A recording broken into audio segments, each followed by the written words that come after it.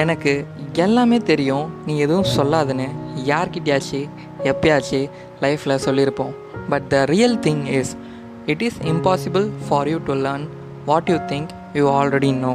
நம்ம எப்போ நமக்கு எல்லாமே தெரியும் அப்படின்னு நினைக்கிறோமோ அப்போ நம்மளால் எதையுமே கற்றுக்க முடியாது. பிகாஸ் நமக்கு என்ன தான் 4 விஷயம் தெரிஞ்சிருந்தாலும் லைஃப்பில் புதுசாக ஏதாச்சும் கற்றுக்க போகிறோன்னு ஓப்பன் மைண்ட் இருந்தால் மட்டும்தான் நம்மளால் தினமும் ஏதாச்சும் கற்றுக்க முடியும். எஸ், அப்படி கற்றுக்க நீங்கள் ரெடினா இந்த வீடியோவை ஃபுல்லாக பாருங்கள். ஒரு ஃபேமஸ் சைக்காலஜிஸ்ட் என்ன சொல்கிறாருன்னு பார்த்தீங்கன்னா, வாழ்க்கையில் நடக்கிறதுலாம் உங்கள் வாழ்க்கையாகிடாது. எந்த விஷயத்த உங்ககிட்ட நீங்கள் தொடர்ந்து சொல்கிறீங்களோ அதுதான் உங்கள் வாழ்க்கையே ஆகும். ஸோ என்ன தாண்டா சொல்ல வர அப்படின்னு கேட்டிங்கன்னா, என்ன தான் நீங்கள் ஓவர்சீஸ் ஜேர்னியே போனாலும் that will never change your life, but the story you keep repeating to yourself that will change your life. அதாவது just tell yourself a different story.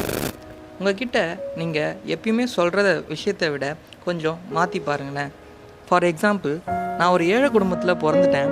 இந்த குடும்பத்தில் பிறந்ததுனால தான் என் வாழ்க்கையே இப்படி இருக்குது, என்னால் எதையும் அஃபோர்ட் பண்ண முடியல அப்படின்னு சொல்கிறதுக்கு பதிலாக, இந்த குடும்பத்தில் பிறந்ததுனால தான் குட்டி குட்டி விஷயமும் மணியோட வேல்யூலாம் புரிஞ்சுதுன்னு சொல்லி பழகுங்க. சப்போஸ் நான் ஒரு ரிச் ஃபேமிலியில் பிறந்திருக்கேன், ஆனால் என்னை கண்டுக்க யாருமே இல்லைன்னு நினச்சி ஃபீல் பண்ணுறதுக்கு பதிலாக, எனக்கு இவ்வளோ இண்டிபெண்டன்ஸ் கொடுத்துருக்காங்க, கிடச்சிருக்கு, எனக்கு என்ன சந்தோஷமாக வச்சுக்க இன்னொரு பர்சன்ஸ் தேவையில்லை அப்படின்னு சொல்லி பாருங்கள்.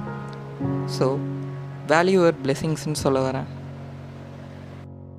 உங்களை எதுக்கும் ஆசைப்படாதீங்க அப்படின்னு சொல்ல வரல, இருக்கிறதையும் நினச்சி சந்தோஷப்படுங்கன்னு தான் சொல்ல வரேன்.